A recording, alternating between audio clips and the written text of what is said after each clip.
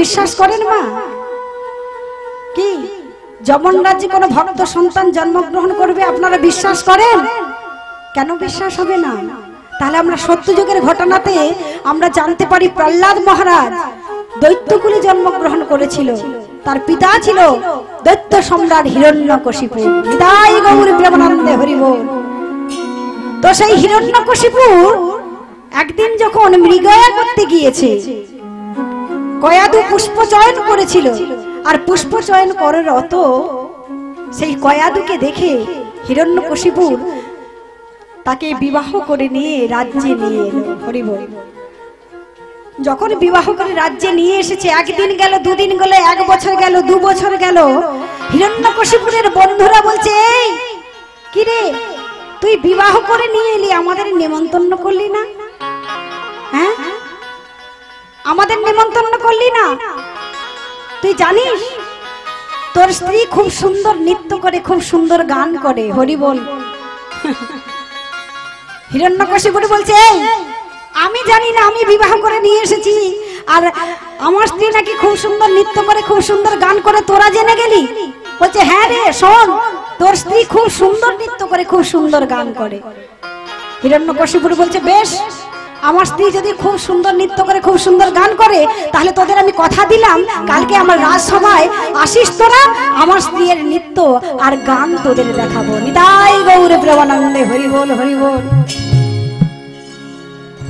হিরণ্যকশিপুরের বন্ধুরা বলছে, না না না, তুই নাকি তোর বউকে নিয়ে এসে তুই এই এমন করে রাজসভায় নৃত্য করাবি, গান করাবি? না না, তোর কথা, এই আমি দৈত্য সম্রাট হিরণ্যকশিপু, হ্যাঁ, আমার কথা বিশ্বাস হচ্ছে না? আমি তোদের কথা দিলাম, কালকে আমার রাজসভায় আসিস, তোদের নৃত্য আর গান দুটোই দেখাবো। নিতাই গৌর প্রেমানন্দে হরি বল, হরি বল। রাতের বেলা কয়াদুর কক্ষে গিয়ে কয়াদুকে বলছে, কয়াদু, আগে মহারাজ কি বলছেন? শোনো কয়াদু, তুমি নাকি খুব সুন্দর নৃত্য করো, খুব সুন্দর গান করো, শোনো, কালকে আমার রাজসভায় আমার বন্ধুরা সবাই আসবে, সেখানে তোমাকে নৃত্য আর গান দুটোই দেখাতে হবে। হরি বল। কয়াদু মনে মনে ভাবছে, আবার কেমন স্বামী গো, দেখো কেমন স্বামী, নিজের স্ত্রীকে রাজসভায় নৃত্য করতে নিয়ে যাবে, বন্ধুদের দেখাবে, গান গাওয়াতে নিয়ে যাবে। হরি বল। মনে মনে চিন্তা করলে, বেশ, তোমার গান দেখাচ্ছি আর তোমার ওই নৃত্য দেখানো করাচ্ছি, দাঁড়াও, মজা দেখাচ্ছি। এই বলে কয়াদু বলছে, মহারাজ, মহারাজ, আরে কি হয়েছে বলো? মহারাজ, আমি তো অনেকদিন আগে নৃত্য করতাম আর অনেকদিন আগে গান গাইতাম, কিন্তু এখন তো অনেকদিন অভ্যাস করিনি, তাই আজকে যদি রাত্রিতে যদি একটু অভ্যাস করে নিতাম, কালকে একটু আপনার রাজসভায় গিয়ে আপনাদের বন্ধুদেরকে সুন্দর করে নাচ আর গান দেখাতাম। হিরণ্যকশিপু বলছে, বেশ, তাহলে আজকে অভ্যাস করে নাও। কয়াদু ছল কপট করে বলছে, মহারাজ, মহারাজ, আমি কি করে নাচ করব? কেউ যদি না গান গায়, আমি কেমন করে নাচ করব বলো? তখন বলছে, মহারাজকে বলছে, মহারাজ, আপনি যদি একটু গানটা গাইতেন। কি? আমি গান গাইবো? আমি গান জানি না। কিন্তু মহারাজ, আপনাকে তো গানটা গাইতেই হবে, আপনাকে গানটা গাইতে হবে, না হলে আমি অভ্যাস করবো কেমন করে?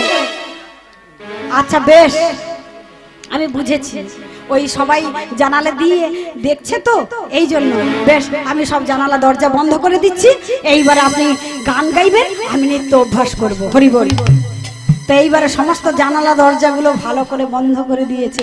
এই দেখুন মহারাজ, এই কক্ষের মধ্যে আপনি আর আমি, আর কেউ নেই।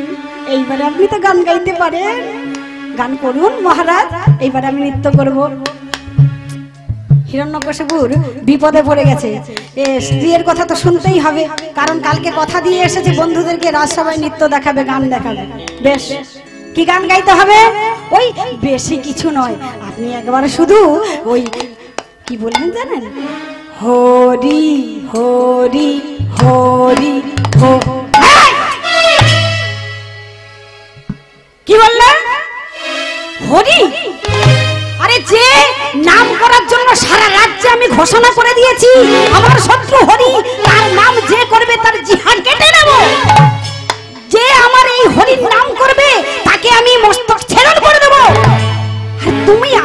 রাজ্যে বসে, আমার রাজসভায় বসে আমার স্ত্রী হয়ে তুমি আমার শত্রু হরির নাম করছো? তুমি জানো আমি তোমার কি করতে পারি? মহারাজ, মহারাজ এত উত্তেজিত হচ্ছেন কেন?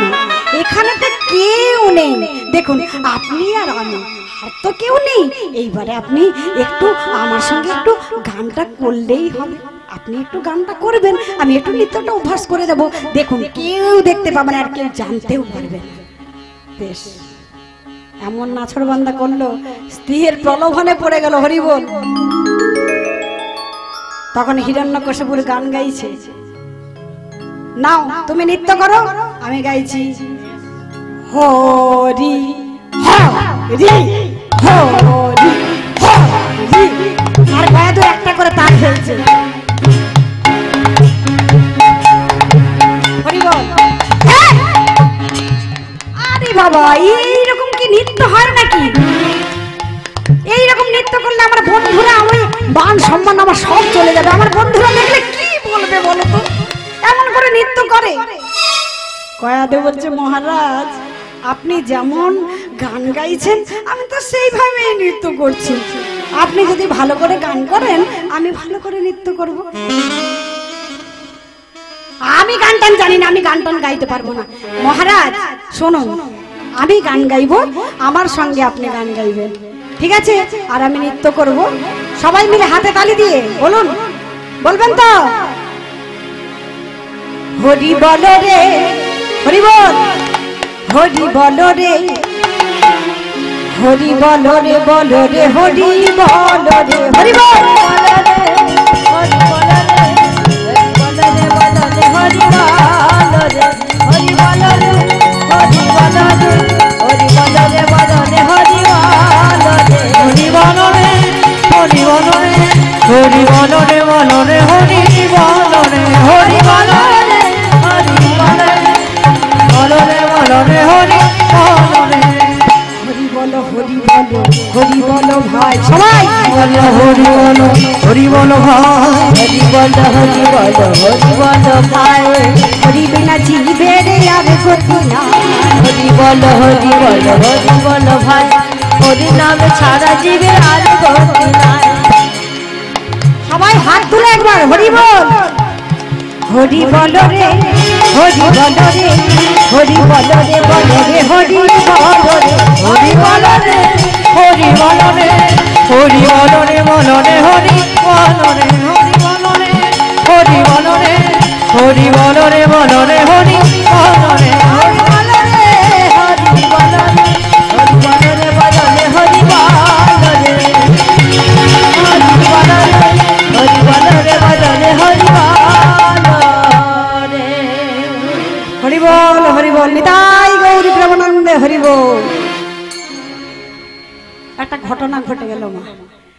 যেই না কয়াদু সুন্দর করে নৃত্য করেছে, হিরণ্যকশিপু দূরে দাঁড়িয়েছিল, ছুটে এসে কি করলো জানেন? কয়াদুকে জড়িয়ে ধরেছে। আর যেই না জড়িয়ে ধরেছে, কয়াদু কানে কানে বলছে, মহারাজ, মহারাজ আমাকে জড়িয়ে ধরলেন কেন? হ্যাঁ, আমাকে জড়িয়ে ধরলেন কেন? হিরণ্যকশিপু বলছে, কয়াদু তুমি কি সুন্দর নৃত্য করেছো জানো? তুমি এত সুন্দর নৃত্য করেছো, আমি এই জন্য ছুটে এসে তোমাকে জড়িয়ে ধরেছি। হরি বল, হরি বল, ভালো করে মন দিয়ে শুনুন। ছুটে এসে তোমাকে জড়িয়ে ধরেছি। সঙ্গে সঙ্গে কয়াদু হিরণ্যকশিপুরকে বলছে, মহারাজ আপনি আজকে আমার নৃত্য দেখে আমাকে জড়িয়ে ধরেছেন, আর কালকে যখন রাজসভায় নৃত্য করব, আমার এই নৃত্য দেখে আপনার বন্ধুরা সবাই মিলে আমাকে এসে জড়িয়ে ধরবে। নিতাই গৌরী প্রেমানন্দে হরি বল। আর যেই না বলেছে সঙ্গে সঙ্গে বলছে, কে কি বললে, কি বললে? তোমার নৃত্য দেখে আমার বন্ধুরা তোমাকে এসে জড়িয়ে ধরবে? না না না, তোমাকে নৃত্য করতে যেতে হবে না, তোমাকে গান গাইতে হবে না। হরি বল। মহারাজ আপনি যে কথা দিয়েছেন, আপনি যে আমাকে নৃত্য করতে নিয়ে যাবেন, হরি বল। আপনি নৃত্য করতে নিয়ে যাবেন, আমি গান গাইবো রাজসভায়, আপনার বন্ধুদেরকে কথা দিয়েছেন, সে আমি বুঝে নেব, তোমাকে যেতে হবে না। হরি বল। দেখুন আজকে নারীরা কত ছলনাময়ী হয়, কেমন করে দৈত্য সম্রাট হিরণ্যকশিপুরকে দিয়ে হরি বলিয়ে নিলেন, আবার কেমন করে রাজসভায় যাবে না বলে নিজের স্বামীর মুখ দিয়ে হরি না বলিয়ে নিলেন। হরি বল, নিতাই গৌরী প্রেমানন্দে হরি বল। তাই পদকর্তা এক পাশ থেকে বলছেন,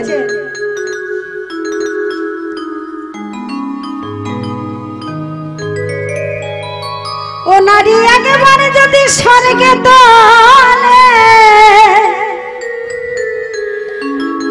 ও নারী একেবারে যদি স্বর্গে তোলে, ওগো পরে পাতালে পাঠা, আজ নারীর মন বোঝা বড় দায়, ও মোহনামা নারীর মন বোঝা বড় দায়। হরি বল।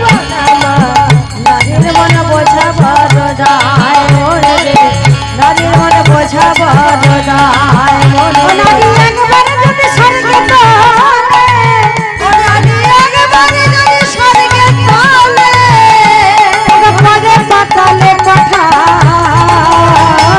নারীর মন বোঝা বড় দায়, ও মোহনামা নারীর মন বোঝা বড় দায়।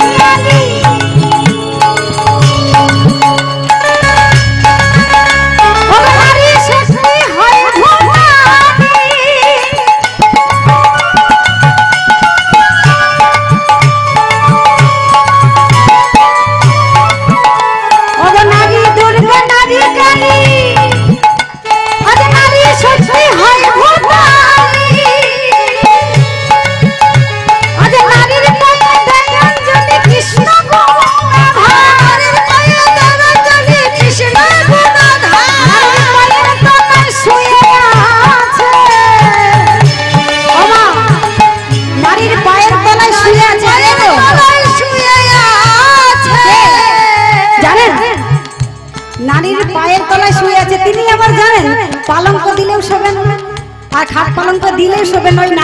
তলায় শুয়ে থাকবে, নারীর পায়ের তলায় শুয়ে আছে, ও নারীর পায়ের তলায় শুয়ে আছে, ও স্বয়ং ভোলা মহেশ্বর নারীর মন বোঝা বড় দায় গো, নারীর মন বোঝা বড় দায়, যায় গো নারীর মন বোঝা বড় দায়, যায় গো নারীর মন বোঝা বড় দায়।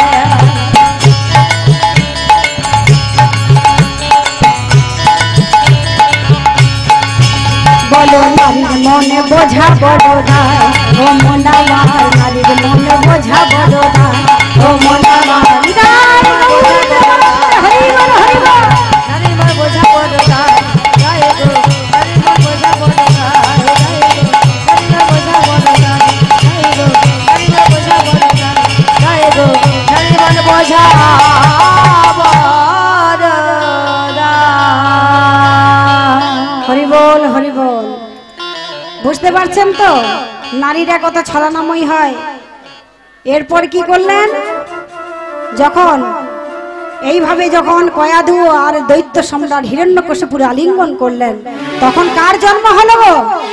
প্রহ্লাদের জন্ম হলো। হরি বল। প্রহ্লাদ যখন কয়াধুর গর্ভে এলেন, তখন হিরণ্যকশিপুর অনেক যুগ তপস্যা করবার জন্য তিনি অন্য জায়গায় চলে গেলেন। যখন তপস্যা করছিলেন, এদিকে ইন্দ্রদেব মনে মনে ভাবলেন, এই যে কয়াধু কয়াদু অসুর রাজ্যে যার গর্ভে সন্তান আসছে সেই অসুর কুলে ওই সন্তানকে আমাকে নষ্ট করতে হবে। তাই ইন্দ্রদেব কি করলেন, ছুটে স্বর্গ থেকে এসে কয়াদুর চুলের মুঠাটাই ধরেছে।